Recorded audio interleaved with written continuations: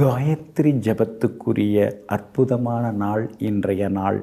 அதாவது இன்றைக்கு நாம் மந்திரங்களை உச்சாடனம் செய்யும் பொழுது, மந்திரங்களை உச்சரிக்கும் பொழுது, மந்திரங்களை திரும்ப திரும்ப நாம் மனனம் செய்யும் பொழுது நமக்குன்னு ஒரு சக்தி கிடைக்கக்கூடிய ஒரு அற்புதமான திருநாள் தான் ஸ்ரீ காயத்ரி ஜப திருநாளாக இன்றைய தினம் அனுசரிக்கப்படுகிறதுங்க. மந்திரம் அப்படின்னாலே அதுக்குரிய கிரகம் எது? குரு பகவான் தான். ஏன்னா மந்திரத்துக்கெல்லாம் மந்திரமாக இருப்பவர் எல்லாமே குரு பகவான் தான். அதனால தான் மந்திரம் குரு பகவானாக இருக்கிறார். ஆனால் நாம் ஜெபிக்கணும். மந்திரம் மட்டும் தெரிஞ்சால் போதாது. அந்த மந்திரத்தை நம்ம உள்ளுக்குள்ளாரையே ஜெபிக்கணும்.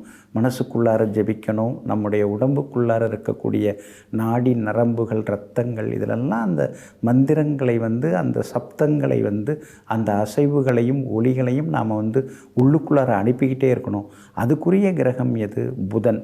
அப்போது ஒருத்தவங்க ஜாதகத்தில் இந்த 2 கிரகங்கள் நல்லா இருந்தாலே அவங்களுக்கு தெய்வ பக்தியும் இருக்கும். தெய்வத்தை வணங்குறதோடு மட்டும் இல்லாமல் மந்திரங்களை ஜெபிச்சு அதை வாழ்க்கையில் பயன்படுத்தக்கூடியவர்களாகவும் இருப்பாங்க. அது மட்டும் இல்லைங்க, காயத்ரி மந்திரம் அப்படிங்கிறது எல்லா மந்திரங்களுக்கும் மூலாதாரமாக, அதாவது தாயகமாக இருக்கக்கூடிய தாய் மந்திரம்தான் ஸ்ரீ காயத்ரி மந்திரமாகும். அதனால தான் காயத்ரி தேவிக்கு அதிபதியாக சுக்கிரன் வரார். அதனால தான் இப்போ காயத்ரி மந்திரங்களை நாம் ஜெபிக்கும் பொழுது சுக்கிரனுடைய பலனும் நமக்கு கிடைக்கிது, குரு பகவானின் ஆசீர்வாதமும் கிடைக்கிது, புதனும் நம்ம கைவசம் உட்கார்ந்துருவார். அப்போது இந்த 3 கிரகங்களுடைய சக்தியும் நமக்கு ஸ்ரீ காயத்ரி ஜபங்கள் செய்யும் பொழுது நிச்சயமாக கிடைக்குதுங்க. விஸ்வாமித்திரர் சூரியனுடைய அம்சமாக இருக்கக்கூடியவர். அவர் தான் ஸ்ரீ காயத்ரி மந்திரத்தை உருவாக்கியவர். 24 அட்சரங்கள் அதுக்குள்ளார அடங்கி கிடக்குது. வேதங்களில் சொல்லப்பட்டிருக்கக்கூடிய அந்த மூலாதார எழுத்துக்கள், அந்த மூலாதார சப்தங்கள், இதெல்லாம் ஒருங்கே இணைக்கப்பட்டது தான் ஸ்ரீ காயத்ரி மந்திரம். அதனால தான் இந்த மந்திரத்தை ஜபிக்க ஜபிக்க நமக்கு எல்லா சக்தியும் உண்டாகும்.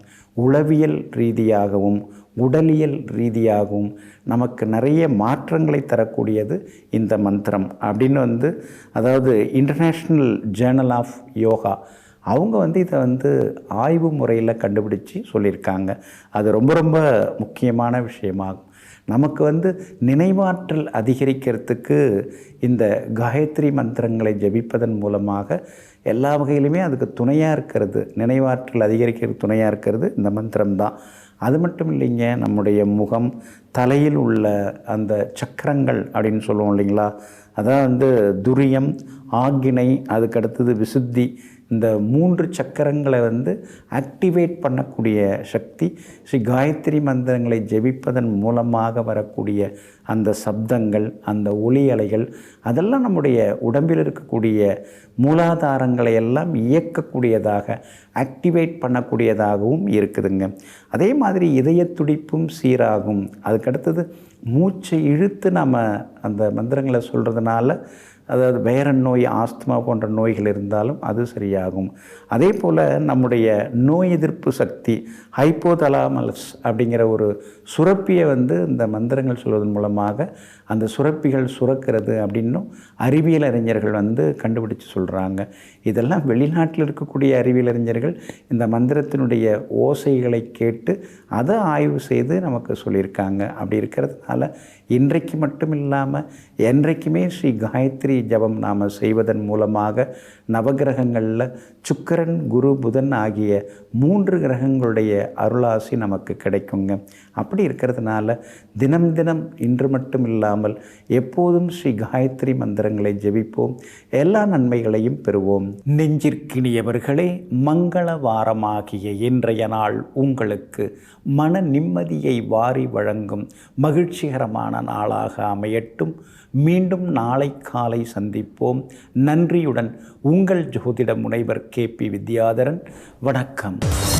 உள்ளூர் செய்திகள் முதல் உலக செய்திகள் வரை உங்களை சுற்றி நடக்கும் எல்லா செய்திகளையும் நொடிக்கு நொடி அறிந்து கொள்ள சன் நியூஸ் வாட்ஸ்அப் சேனலை ஃபாலோ செய்யுங்கள். QR கோடை ஸ்கேன் செய்து சன் நியூஸோடு இணைந்திருங்கள்.